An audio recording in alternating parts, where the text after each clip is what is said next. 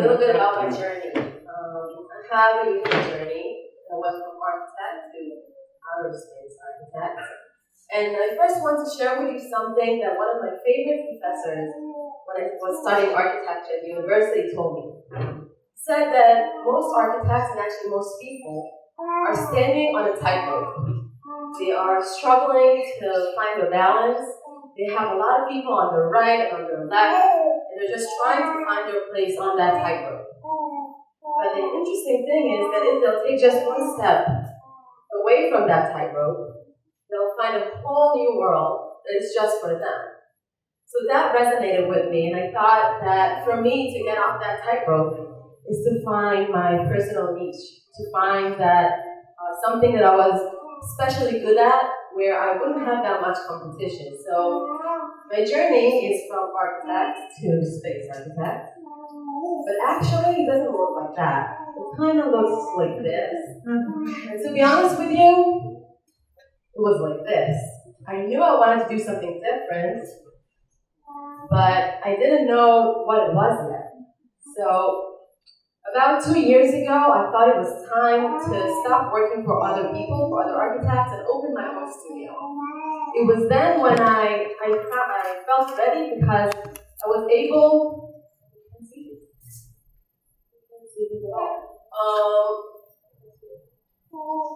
I had a few aha moments, and I realized that I must.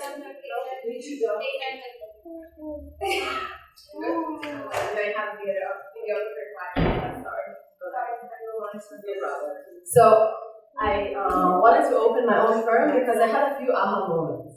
You can't see it here, but it says that the first thing I decided is that I must get off the tightrope. I refused to stay on that tightrope. The second thing I realized was that I have to understand the time we're living in. Because when I was looking around me in the architecture industry, I found that I was a minority. Most of the people around me were men. They were usually a very specific type of men. They were white, able, mid to high socioeconomic group of men. And they were, wherever I went, they were there in the office, they were there in the construction site. And I thought to myself that if I, as an architect, feel that something is strange here, maybe it has implication on the way we're living around the world. If the world was designed by men and the population of the world is very diverse. So I decided that I have to understand the times we're living in. The third thing, you can see here, is that I have to shift my perspective. Now, I did that and opened my firm once I was able to answer this question. What is the single most common design flaw of human history? Now, it affects everything we have ever built, and its consequences are felt by more than half of the world population. And the funny thing is, most people don't notice it. And the answer to that question has to do with the fact that different people use space in different ways. And I found a term, it is called discrimination by design. It is when our built environment is designed by people who don't reflect the diversity of the people they designed for. So I knew my firm will deal with architecture and equality. I didn't yet know exactly how to combine the two, but I started digging. In architecture school, they taught us that everything around us had to be measured by specific measurements. And it was the Vitruvian Man by Leonardo da Vinci from 1490, and the Modelor by Le Corbusier, who was one of the greatest architects of the 50s. And all of the measurements are taken by sizes and dimensions of men. Here, actually, on the right, you can see it's not a regular man, it's kind of the perfect man that is designed by the golden ratio, so it's very tall and broad. So everything around us is designed by these types of measurements. That's the average. And everything else is the other. So you look at this, and you say, okay, so that's okay. But then we get things like this. These are crash test dummies that car companies use, and this is a regular-sized woman sitting between them. And usually they use these dummies to check what happens in car accidents. And women, research shows that women get injured much more severely because the tests are not made by dummies that are the same size as the women. There are women who sit closer to the wheel. Women have breasts, so the seatbelt is a little bit problematic, and not to mention pregnant bellies sometimes. Some companies do today use female size dummies, but on the passenger seat and never the dummy. The other thing that you can see the implications of an environment built and designed by men is the long lines to the bathrooms. It's not by accident. Women take 3 times longer to use the bathrooms than men. And still, yet today, nobody thought to add more bathroom stalls to the ladies' bathroom. So we have this all over the world. Underground parking are usually dark and not that fun to be in, because we kind of know that if something happens, nobody sees us, and also nobody hears us. So it's interesting to think what it would look like if women would have designed it. This is the 42nd Street subway station in New York, rush hour, very crowded. Our world is just getting more and more crowded. And you can say, well, this is the way we live, but what happens in these situations is that our personal space is getting invaded. And some unwanted touching might happen, and it mainly influences those that are a little bit less strong or less able. This is another example from Apple stores, which is the glass staircases and railings. You just imagine, not even a woman, anybody who is wearing a skirt or a dress walking down those stairs, not very modest or fun. It still happens, and it's very now and very modern. And these are 2 amazing dads who are trying to diaper their kids, but they don't have diaper changing tables. Only in New York recently they passed a law that tells the architect and the designers to put diaper changing tables in both the male and the female bathrooms, but usually around the world it's still not that common.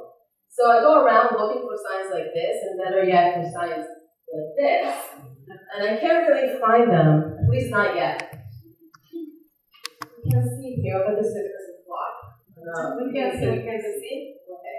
So I start to think, why is this happening? Is this by accident that everything is not made for women, or is it something deeper? So in order to understand that more in depth, I went back. So this is Earth. Earth came to be around 4.5 billion years ago. Humans has been around for about 200,000 years, and cities have been around for 10,000 years since the agricultural revolution. Now, most of the cities we are in today around the world were designed hundreds of years ago, thousands of years ago. And maybe you can think, okay, Tel Aviv is young. Tel Aviv was planned 110 years ago. So that's kind of a long time ago when you think of social structure. Back then, women were not even allowed to study architecture in universities. So everything was designed by men for men. Men had the stronger being in the streets. Other groups, women and other minority groups, didn't have that many rights, and everything was not just designed for them. And I'm not saying the male architects were bad. They were just doing their job. They're doing their job according to that time, to that social structure. And usually, people tend to act from what they know. They act just from their own personal experience. So that's just what they did. It's not their fault. It's not from bad intentions. Now, I want to go even more deep into the concept of time. No. Michal is literally the best person we've ever had in our life. We've interrupted her 6 times. And you guys are amazing voices. I will go around and status, and we will continue. Okay. So I want to go even deeper in the sense of exploring time. So now I want all of you to imagine that you're all getting into my personal time machine. And we're going back in time to the year 1500. Okay? We're going to the year 1500, we're walking outside, and we're grabbing a few people that we kind of like, we take them back to our time machine, and we take them to their future, 250 years into their future, to the year 750. Now, what do you think they will see? They'll probably see maybe a little bit different architecture, they'll see different clothes a little bit, They'll be really excited to discover the things that were invented in those 250 years. I researched this. The pencil, the piano, and the ice refrigerator. Those were the main things, main inventions in those 250 years. So they'll probably say, amazing, we want to stay here. Now, we're all still there. We have our time machine. We're walking around. We're finding people from 1750. We're bringing them to their future, 250 years, the exact amount of years, to the year 2000. Now, any ideas what those people will think once we let them out of our time machine?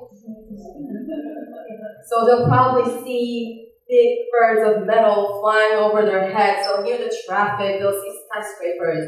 They'll see shining billboards in their faces, and that's even without us explaining to them the concept of the internet. Those people will probably be so overwhelmed, they will not be able to handle it. They'll find the tallest building and just jump off. Now, I'm really excited about the next slide because it's the first time I'm showing it. Think about ourselves in the year 2020, which is in less than 2 weeks. How would we feel if we would go back not 250 years, only 20 years to the year 2000? Would we want to go back just 20 years? This is a very short list of things that were invented in the first 10 years of the millennium. So Facebook, camera phones, smartphones, Instagram, USB, Bluetooth, YouTube, Skype, civilian GPS. That's a very short list.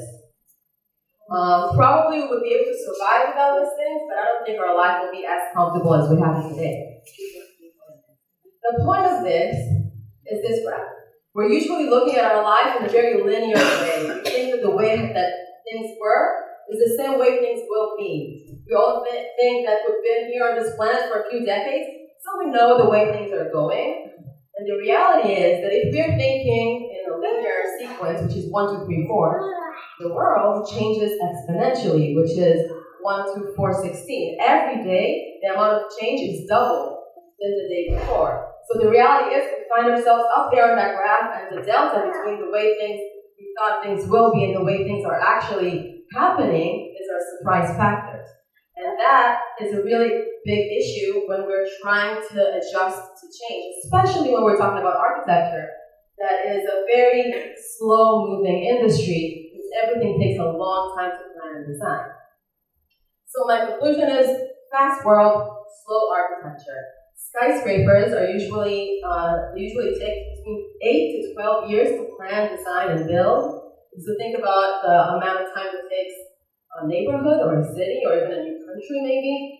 It takes a long time, and maybe if we start planning now with the best intentions in 10 or 15 years, it will not be relevant. The same thing that happened to us in the world that we're living right now. So we're kind of a frog. Maybe some of you heard of the frog effect. The frog effect is talking about if you put a frog in a pot of water and you slowly, gradually boil the water, the frog will end up boiling to death. But if you throw a frog into a hot boiling pot of water, it will jump right back out. And we're the frog. We are the ones who are sitting in the pot. Everything is changing slowly. We're not really noticing it. If we see something that is different, we just accept it as it is, not asking that many questions. And we're not the frog that is thrown into the water. So how can we be that frog that is thrown into the water and actually notice changes? To do that, we'll have to take a very big step back and get a whole new perspective. So I was thinking that I have to combine architecture and equality because of all the things that I showed you before. But when I was talking to people, I found it hard to explain to them what I wanted to do. They didn't really get it. It was hard for them to understand. And the whole concept of equality, even especially today, it's kind of heavy, it's kind of uncomfortable, kind of felt like I was pointing fingers. So I had trouble communicating it outside, so I find myself with an architecture firm that is without any or much work, and I had a lot of free time. So when architects have a lot of free time, we usually go online and look for architectural competitions that we can take part of. I found this one. It is called Marstopia. The objective was to design settlements on Mars. I wasn't much into space, but I thought this was an amazing opportunity to experiment with what equality-driven architecture could be. I have a clean slate. Nobody's there to tell me that I'm wrong. I can experiment. And the fun thing is that, fasten yourself that seatbelt, we're going to Mars. The fun thing was that Mars is very different than Earth. The main thing was that on Earth, we're talking about problems. And on Mars, and space in general, we're talking about opportunities. So the whole conversation is changing. I will not tell you a lot about Mars because we don't have time, but I just wanted to paint you a quick picture with one fact that I think will do the trick. Mars has a very thin atmosphere. The atmosphere of Mars is 1% the thickness of atmosphere that we have here on Earth. Maybe for most people it will not say much. So the thickness of the atmosphere determines the degrees of boiling water. On Earth, around sea level, the degrees is 100 degrees centigrade. Our bodies are 36 degrees. We're made 70% water. So the difference between 36 and 100 is what's keeping us alive. The thicker the atmosphere, the higher the degree. On Mars, the boiling degree, can you guess it? 7 degrees centigrade. And just take a minute to imagine what would it be like for a very happy person stepping on the Martian terrain without any gear. You have it in your mind? Not a fun way to die. So this is Mars. And I decided to use it as an opportunity, as I said, to design quality-driven architecture. I don't know if you can see this very well. So this was my project. I decided to use circular donut-shaped structures because I found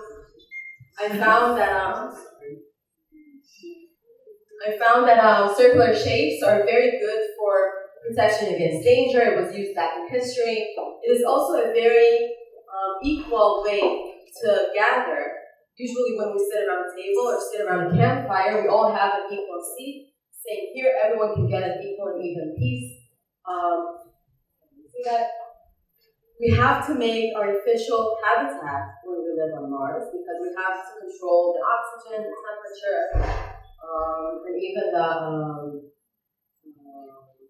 radiation and things like that. Some people are talking to live underground, mine is not underground.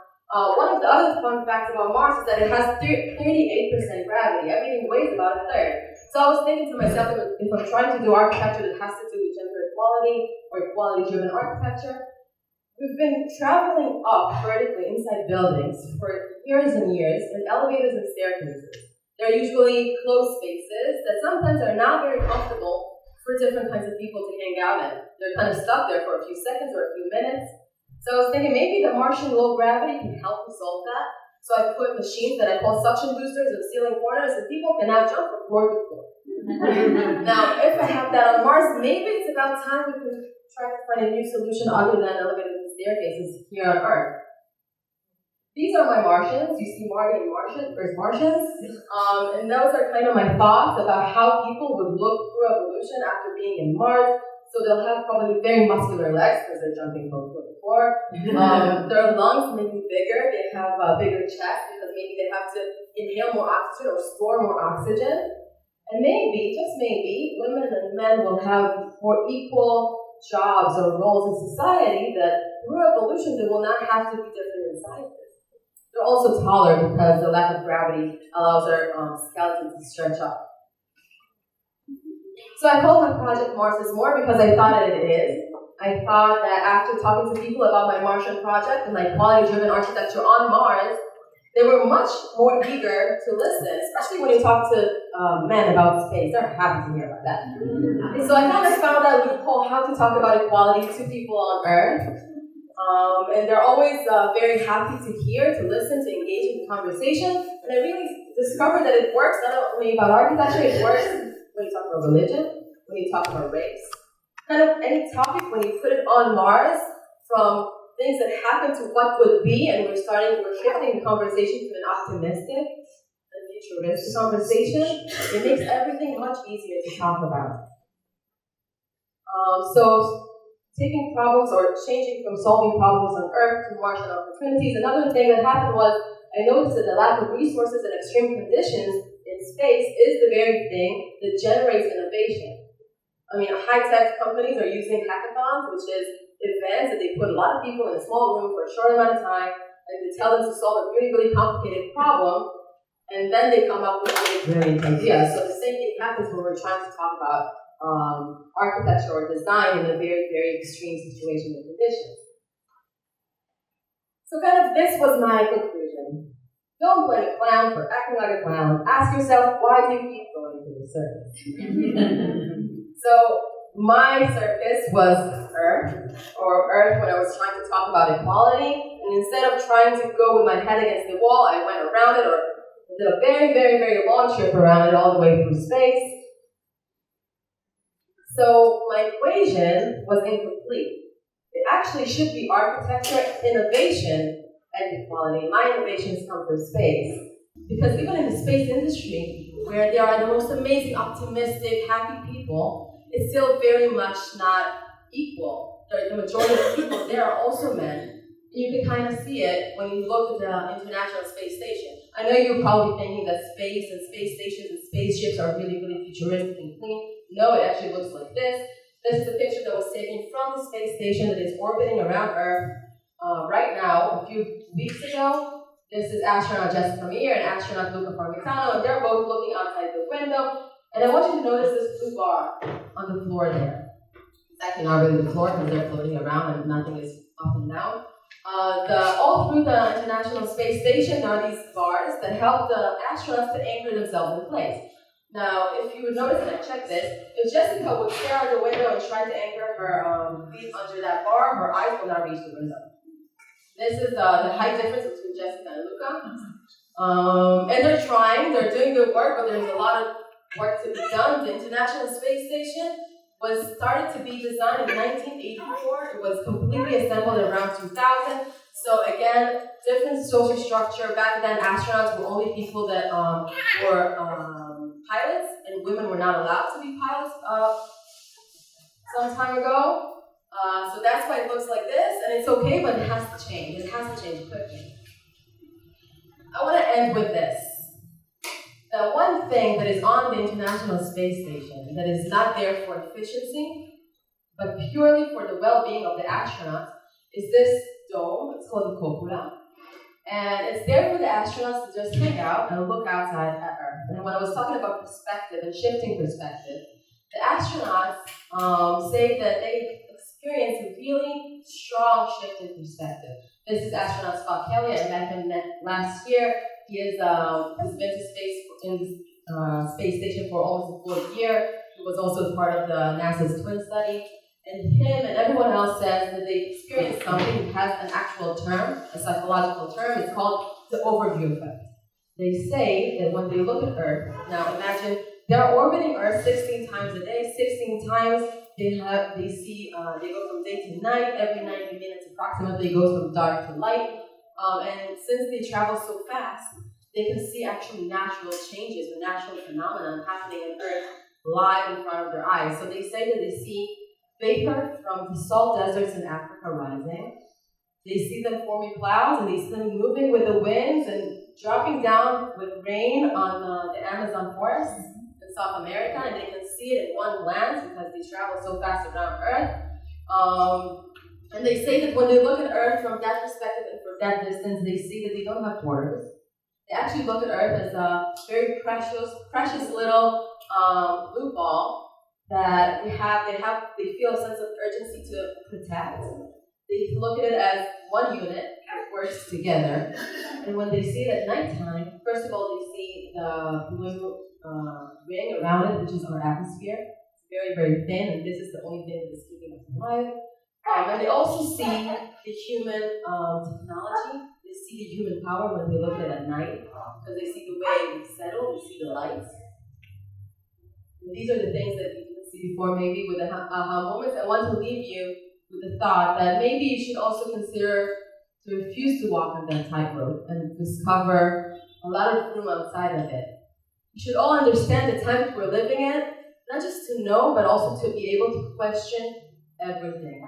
Most of the things around us are not or shouldn't be taken for granted, and we should always ask questions. And the last thing I want to invite you to do is to shift perspective. When I started my journey, I didn't know where I'm going to end up. Today, I got accepted to the International Space University, and I'm in touch with a lot of different organizations in the space industry in Israel and outside of Israel, around the world.